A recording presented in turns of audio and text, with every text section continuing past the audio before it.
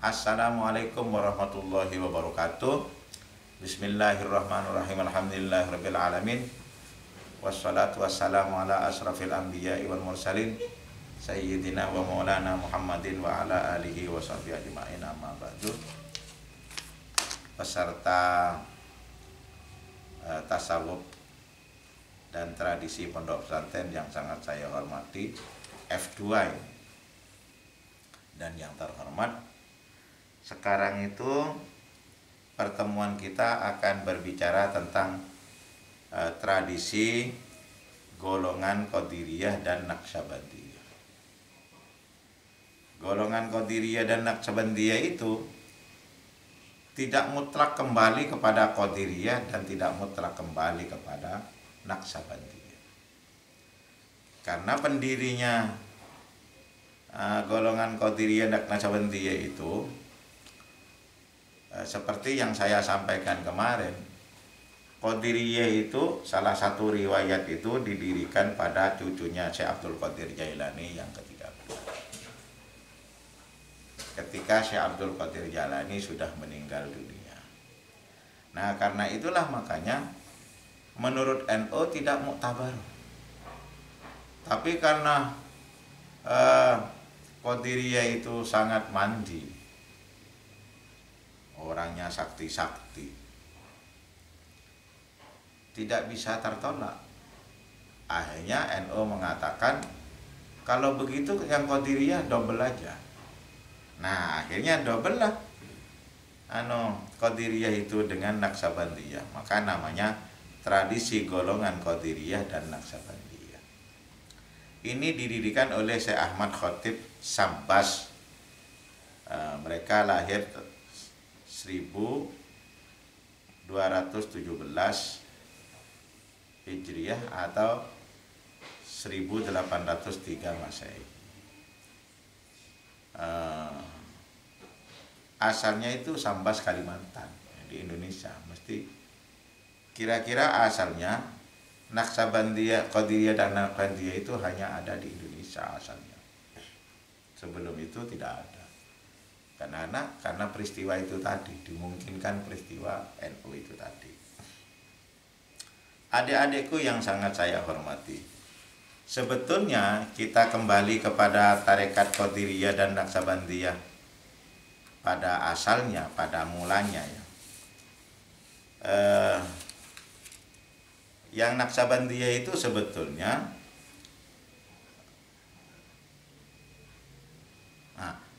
yang Qadiriyah itu sebetulnya al-amal.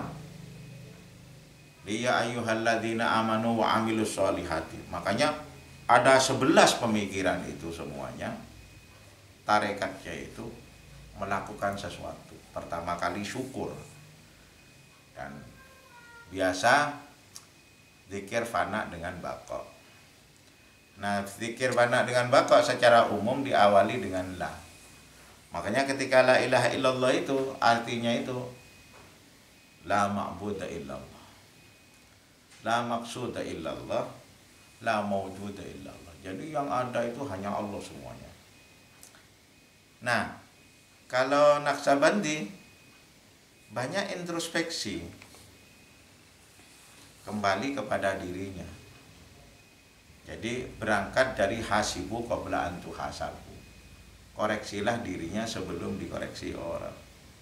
Jadi makanya dasar pemikirannya itu tasawufnya itu tarekatnya sadar pada waktu.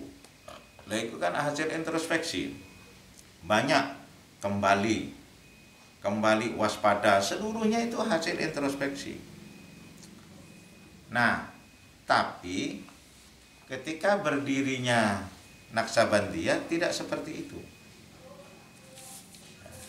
Syekh tadi itu mempunyai kitab namanya Fathul Arifin. Fathul Arifin, kunci orang-orang yang arif. Fathul Arifin. Jadi karena itulah makanya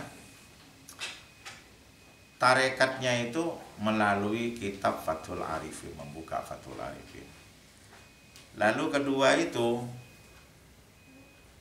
Orang Qadiriyah Naqsabandiyah itu mengadakan hataman. Nah, hataman itu tidak ngawur, ada adabnya, tata krama hataman.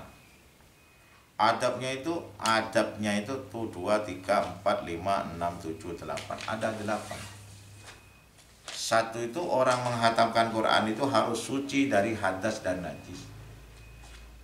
Jadi hadas itu suci dari gak punya wudhu, suci dari junub, itu suci dari najis. Yang kedua, sunyi dari keramaian. Jadi orang hataman itu diiring-iringi, ada orang pengantenan, terus di musola ada hataman. Gak bisa seperti itu, harus lagi sunyi. Yang ketiga itu khusyuk, jadi normal. Cuma yang keempat itu pesertanya itu harus diketahui oleh syekh, oleh pimpinan tarekat itu. Yang kelima, pintunya harus ditutup. Jadi umpama di musolanya ditutup. Yang seterusnya,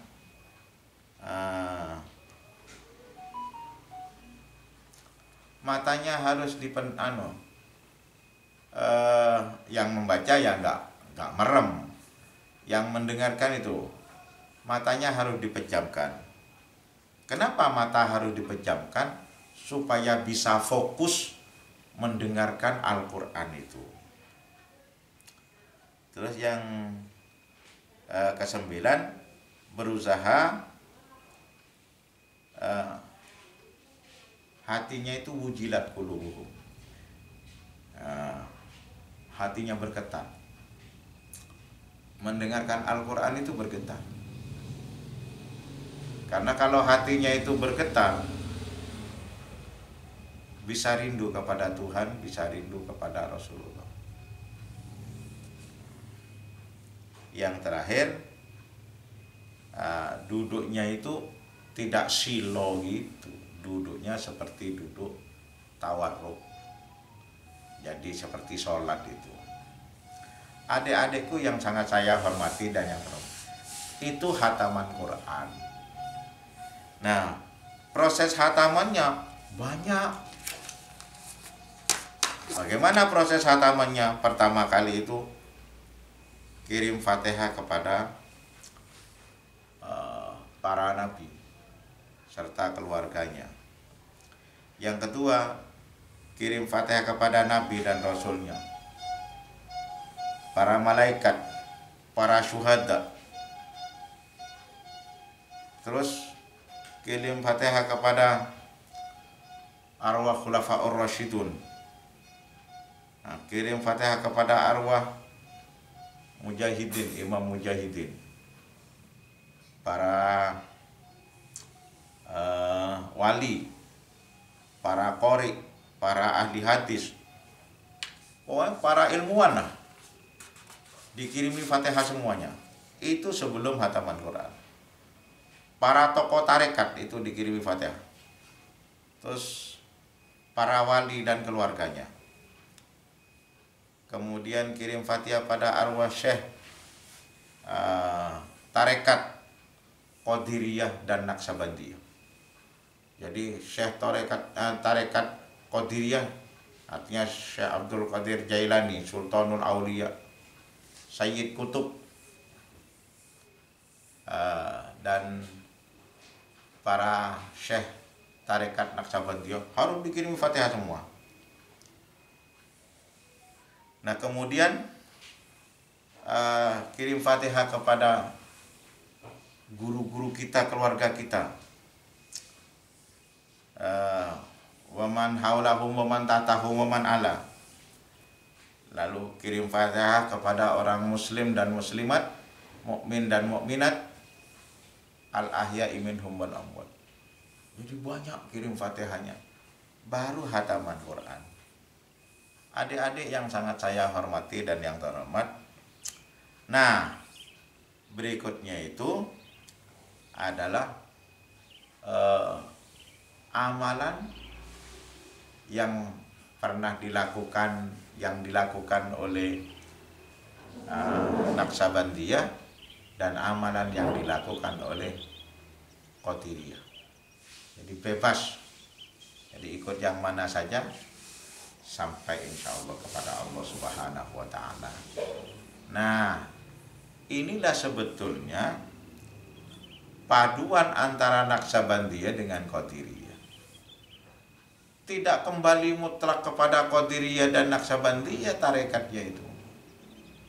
Jadi kepada Fathul Arifin tadi itu. Kuncinya orang-orang arif ya. Nah. Terus hataman Quran, tata krama hataman Quran ada 10. Terus kemudian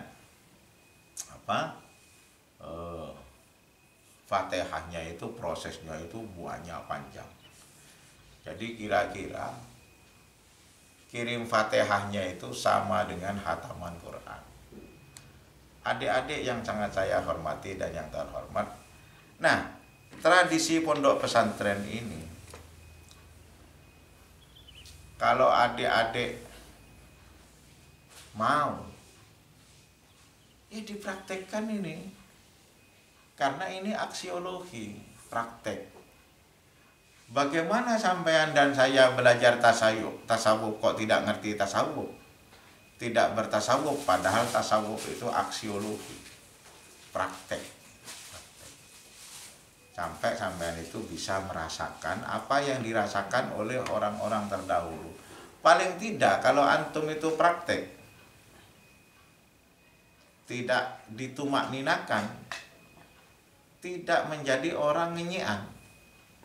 Oh, itu sulitnya setengah mati jadi Qadiriyah itu. Jadi Naksabandiyah itu sulitnya setengah mati karena itu amalan semua, pekerjaan semua. Adik-adikku yang sangat saya hormati, maka tradisi golongan Qadiriyah dan Naksabandiyah itu sampean rangkum dan kembalikan lagi kepada Google Classroom, lalu sampean semua absen. Nah, itu saja yang dapat saya sampaikan. Wallahul muwaffiq ila aqwamit thoriq. Wassalamualaikum warahmatullahi taala wabarakatuh.